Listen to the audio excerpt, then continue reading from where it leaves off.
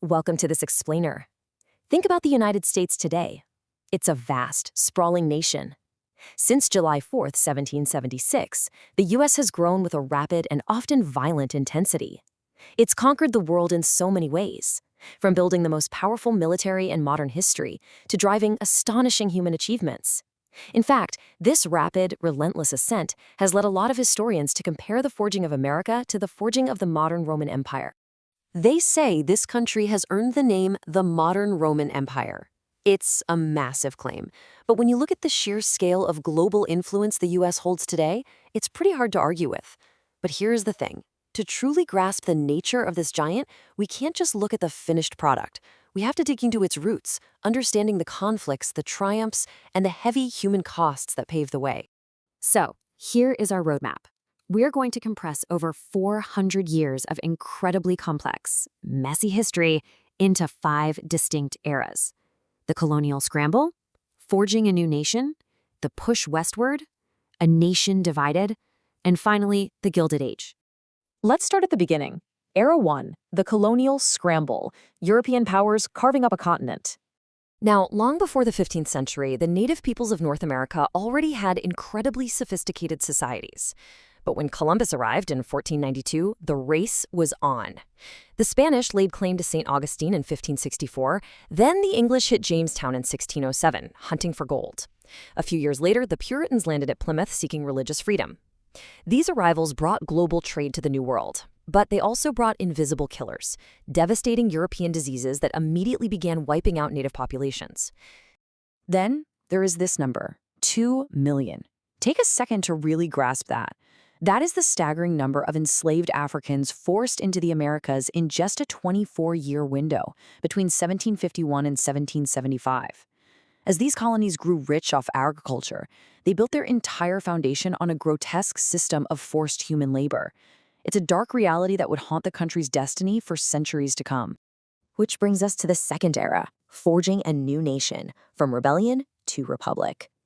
By the mid-18th century, the British Empire was drowning in debt from fighting the French and Indian War. Their solution?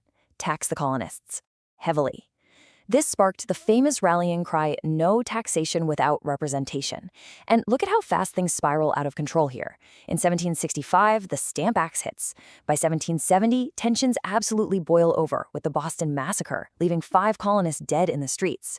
In 1773, you've got the Boston Tea Party, dumping over $1 million worth of tea into the harbor. And then, an April morning in 1775, the shot heard around the world at Lexington. The Revolutionary War had officially begun. Against all odds, they actually won their independence in 1783.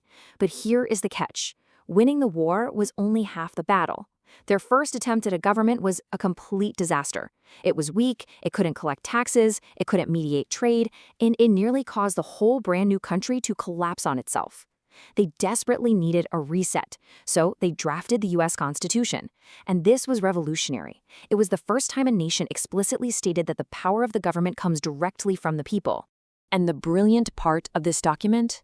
The framers were terrified of trading a British king for an American tyrant, so they completely divided the power. A legislative branch to make the laws, an executive branch to enforce them, and a judicial branch to interpret them. A perfect system of checks and balances where no single entity could hold all the cards. But getting people to agree on this was an absolute dogfight. You had the Federalists, led by brilliant minds like Alexander Hamilton, arguing that a strong central government was the only way the nation would survive.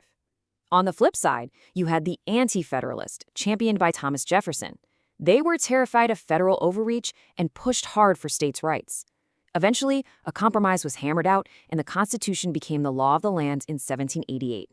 That sets the stage for our third era, the push westward, expansion and its consequences.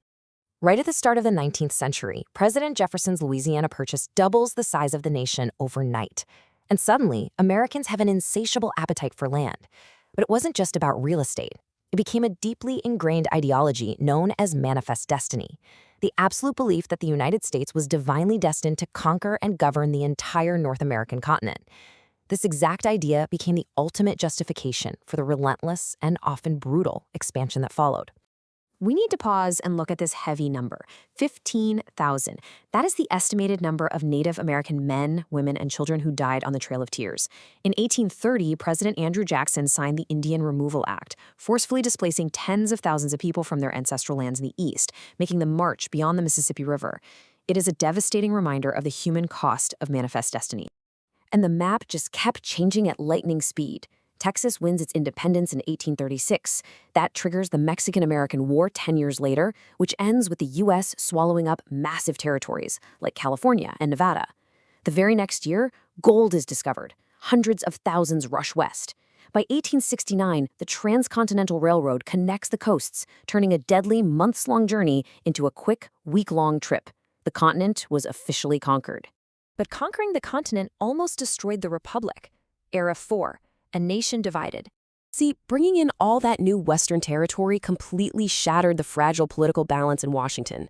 The debate over expanding slavery exploded. The two halves of the country were practically living in different centuries. The North was industrialized, relied on free wage labor, and was the center of a growing abolitionist movement. The South? Strictly agrarian. Their entire economy was built on the horrifying system of chattel slavery. These deep fractures just kept widening until the election of Abraham Lincoln in 1860 finally pushed the southern states to secede. The timeline of the Civil War that followed is monumental. It kicks off with the attack on Fort Sumter in April 1861. At first, the war was merely about keeping the country together. But in 1862, Lincoln issues the Emancipation Proclamation, and suddenly the active destruction of slavery becomes the core mission. The momentum permanently shifts in 1863 with massive Union victories at Gettysburg and Vicksburg, ultimately forcing General Lee's surrender in April 1865. Let's take a quiet moment for this number. 600,000.